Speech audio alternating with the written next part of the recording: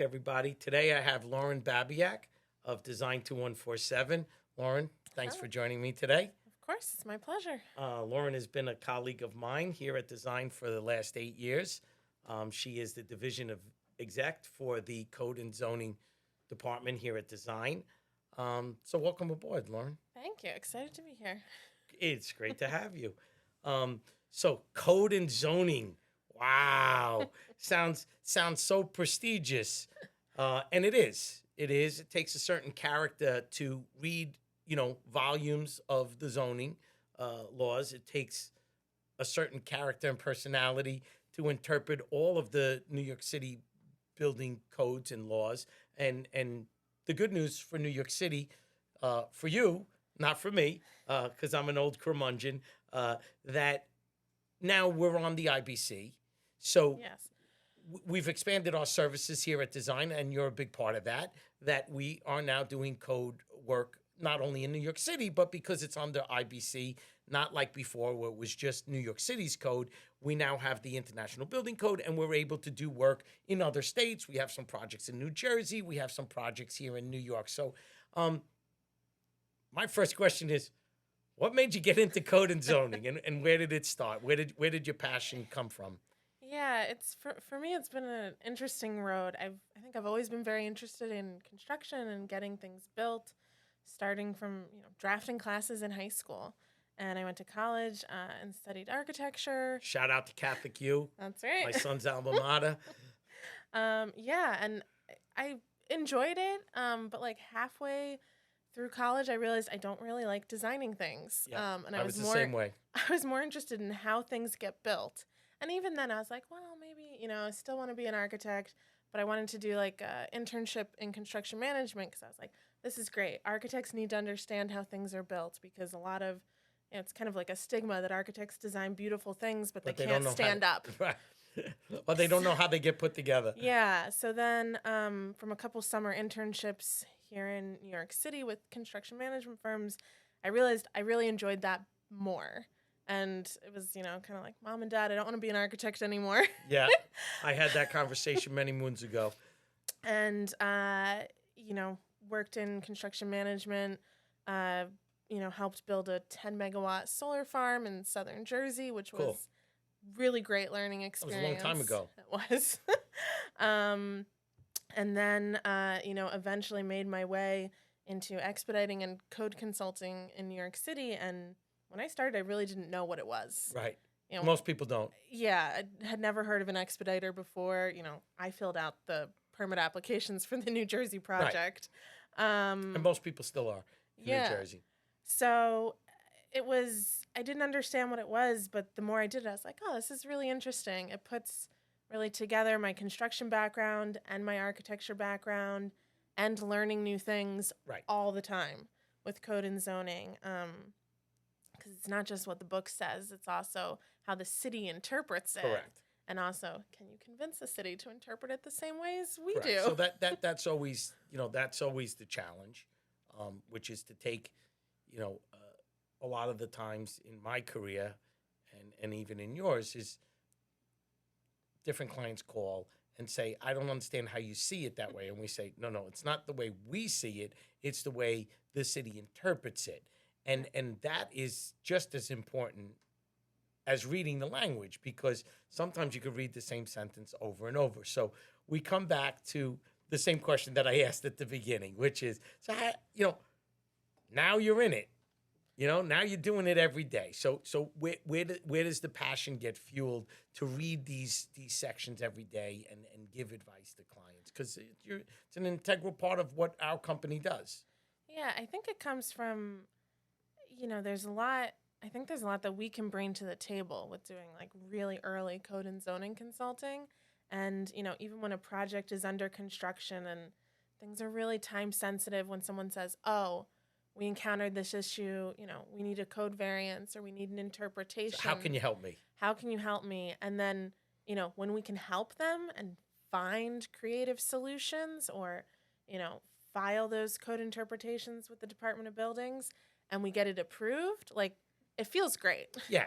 It's so again, the point you make is I always felt that in my career when I was on the production side or being down at the building department or dealing day to day with architects and developers and engineers, that when we're able to accomplish things, it's an incredibly satisfying feeling because we feel that, you know, although we're architects like myself and yourself, that we went to school for architecture, that we're still adding value to the piece of architecture. That, yeah, maybe we didn't design it, but in reality, we kind of did.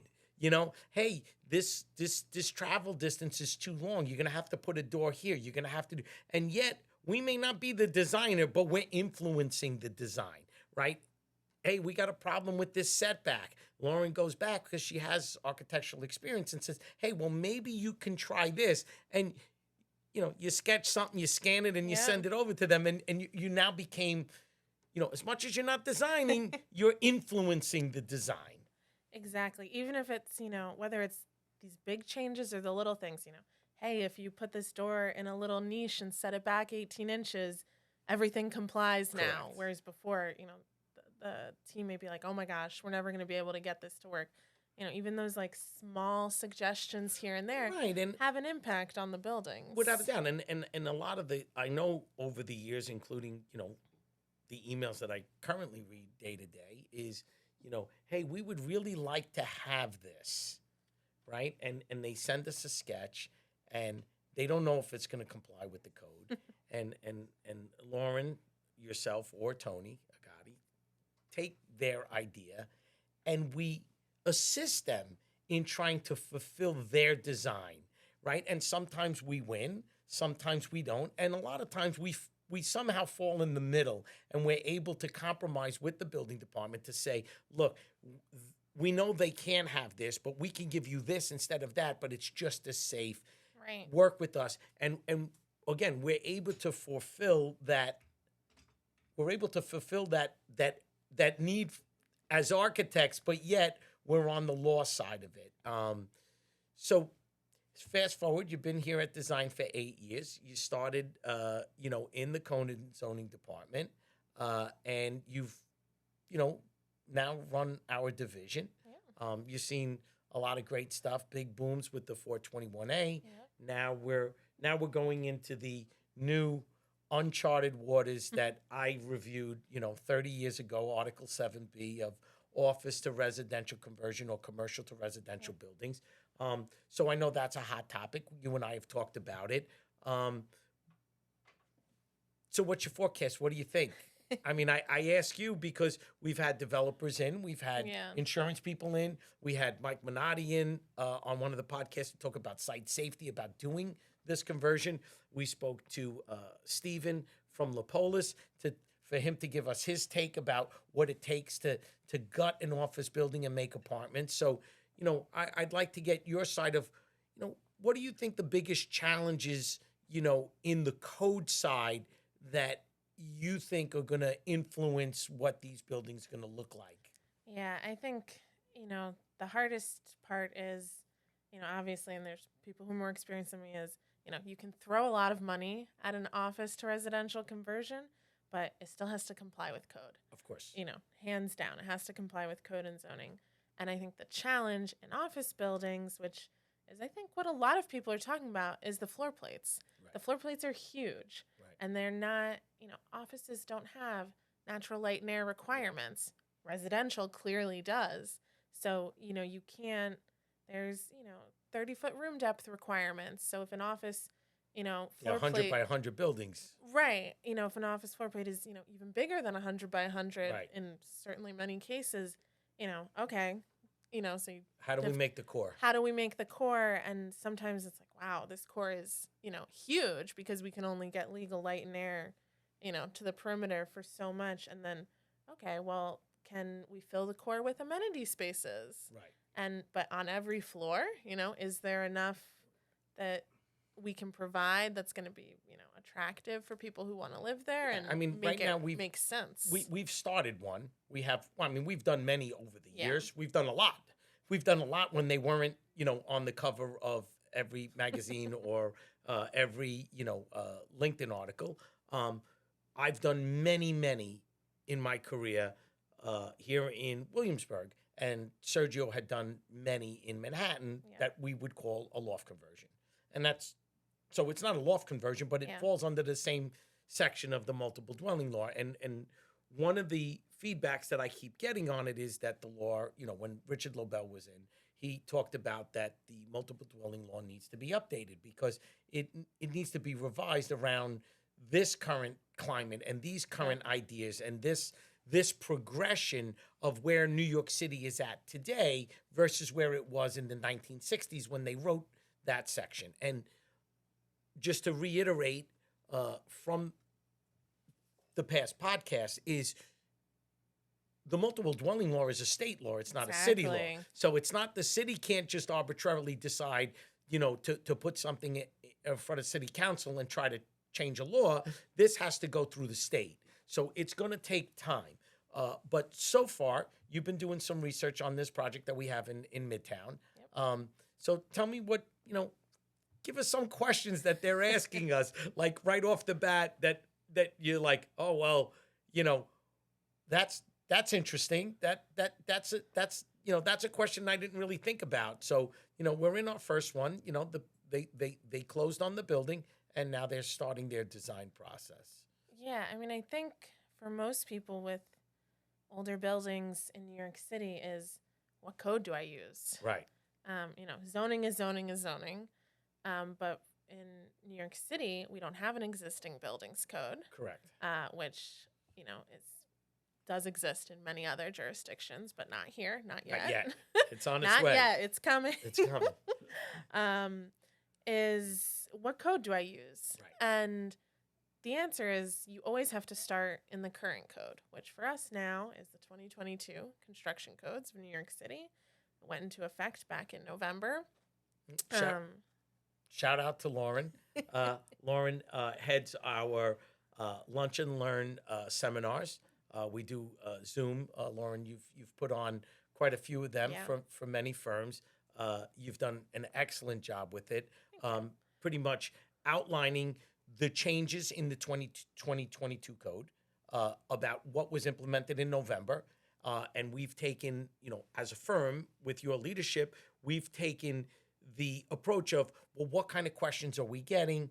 We've put them together, and we've put a PowerPoint presentation together, and we speak to different types of firms, from owners' reps to developers to contractors to architects, engineers, anyone who wants to hear a little bit about the changes. So now that we're in the 2022 code, tell us a little bit that if you started there and you were to renovate a building, is there a possibility to use the 2022 code, or you automatically have to go somewhere else? Yeah, so the short answer is yes, you have to use the 2022 code. Because you always start there. You always start there.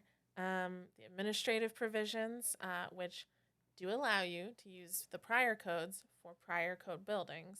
And a prior code building, the short definition is anything that was constructed before 2008. So 2008 is when New York City adopted the first IBC. And then there was the 2014 New York City construction codes, and now the 2022 New York City construction codes. So this version of the codes is based on 2015 IBC. So we're slowly getting close. Yeah, we're always about 7 years behind. And so, but anything that was, basically pre-IBC, pre-2008 is a prior code building. And you can use the 68 or the 38 New York City code for those buildings with some exceptions. Right. The fire alarm, the life safety systems obviously have to be up to the current code. Exactly. So my question would be, if a developer buys a 6-story office building in Manhattan, it's not a huge building, and they know they're going to basically gut the whole building. They're going to leave the stair. Yep. They're going to take everything else out of it. They're going to leave the elevators. They're going to hope that the elevators can comply with some sort of code that would allow them. If not, they're going to probably take those out too. So now we're basically left with maybe a facade, because when we want to do light and air, we may have to cut the building back, right? Yeah. So let's use that scenario. We have a facade, we have a core, and there's nothing else in the whole building. does that allow us to stay in the 2022 code, or we have the option to go to the prior codes? You have the option to go to the prior codes. And what's interesting within the list of 20 exceptions, which always have to comply with 2022, even within those things, there's specific items for prior code buildings. So take your elevators as an example. Elevators always have to follow the current code. Correct. But within there is provisions for prior code buildings. So like in this example, you mentioned like, oh, if they keep the elevators, if you keep the elevator shaft, there's specific allowances that are more generous for a prior code building with the existing elevator shaft enclosure. So there's a lot of they, things to look at. Right. So perfect example is, I keep hearing about the new size of the elevators for residential because of the stretchers, and so those are going to be the challenges. Where again, you made a valid point at the very beginning. Well, it says here I can use it, and then Lauren, because you have all this great experience and you do this day to day, Lauren brings the added value to the client and says, yeah, that is correct. But there is this provision that at least one elevator needs to be this size so that he can put a stretcher in it. So that's where this whole office to residential conversion gets very sticky, because one section says one thing, another section says something else, and now you're on the balancing act of, well, do I fight this that says that? But I know that the fire department and EMS needs that, so this is going to govern over that. So a lot of those choices, I think, is what we're going to be learning. Yes. over the next several years. Lou Madigan said it best. If you're going to throw yourself into the office to residential market, the only way to do it is to dive in and find out if you are the right fit, meaning the developer, you have the right wallet, and that you can make it happen. So one of the things that was very interesting is that there's a whole new concept to the office to residential living, right? Because we're used to 8'6" ceilings if you're lucky. We're used to this. We're used to that. Prior episodes we've talked about it. And one developer said at a seminar that New York City living is going to be drastically different because there's 10'3" ceilings. Yeah, that's there's nice. There's office buildings with large windows looking out, on a side street instead of small little double hung windows. So I've always been in love with the loft conversion. Give me a warehouse, turn it into apartments, and I'd buy one in a minute. Just love the feel of it. Just love the openness to it. And I think we're going to see that in this new wave. I've always been a proponent of laws. I believe that the laws are there for a reason. The multiple dwelling law is there for a reason. Zoning laws are there for a reason. And, your job is, for me, I like the laws because they protect the people. They protect the people that are living there. They protect the people that are outside walking on the street. We talked about that today with site safety. So, Lauren, your job is really important to the team because you have to read it. You have to understand it. You got to give the client the feeling of this is how the building department is interpreting it.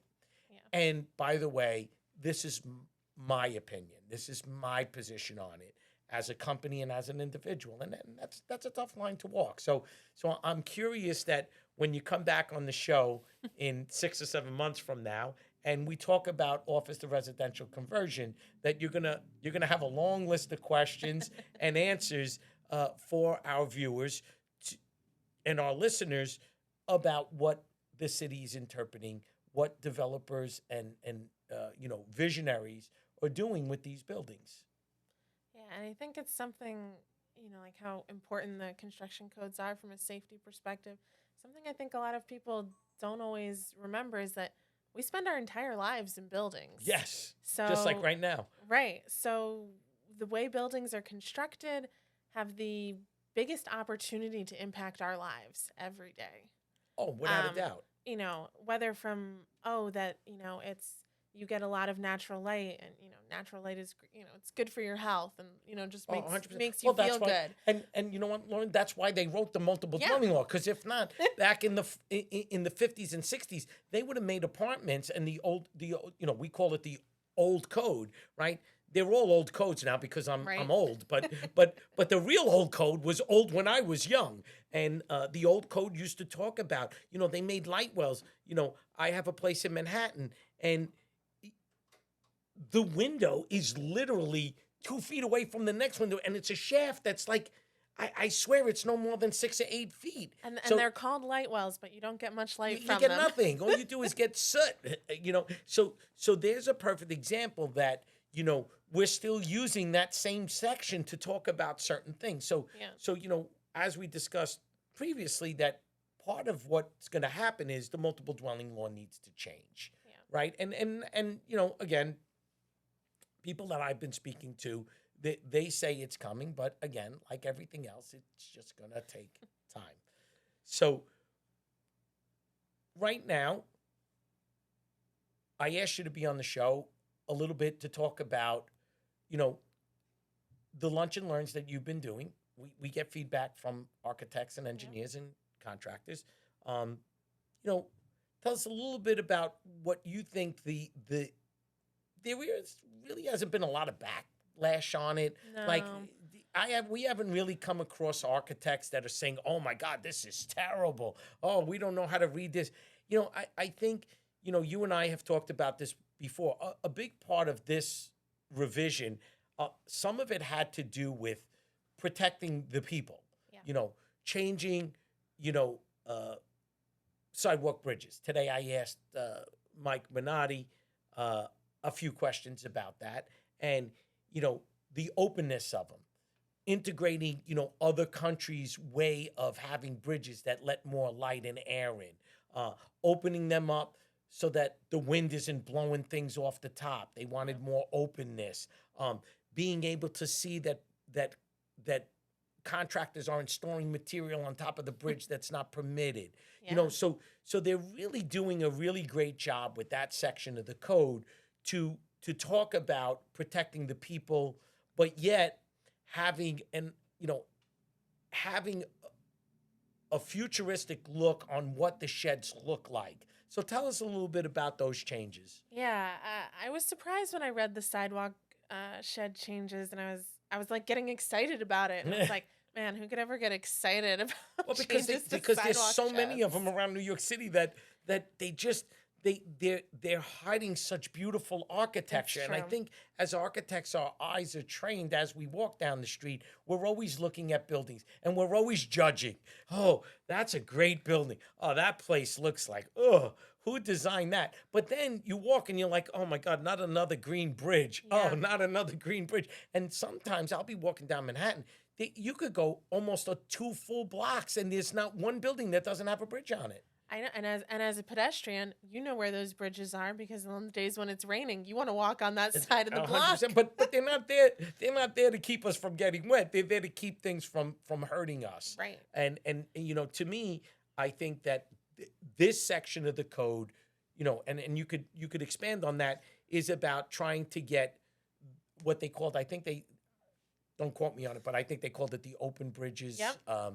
So tell us a little bit about that. Yeah, so the open sheds, so for what is called major buildings, so these are big construction projects, which what that translates for the everyday person is this building's going to be under construction for a long time. Yeah, it's got a long construction schedule, which in turn means that sidewalk shed is gonna going to be there for a long time. And that's why we see them there for a long time. Right. So instead of the more traditional, I always call them like the erector set sidewalk sheds, because it's all those metal structural members, and then all the joints on the corners, and all the hinges. You're gonna see less of that, because for major buildings, the shed design requires that the vertical posts are spaced farther apart. So they have to use a different structural system. Any horizontal member has to be a minimum of 8 feet above the sidewalk. So it's not going to be, where you can't get through anymore. Exactly. It's going to be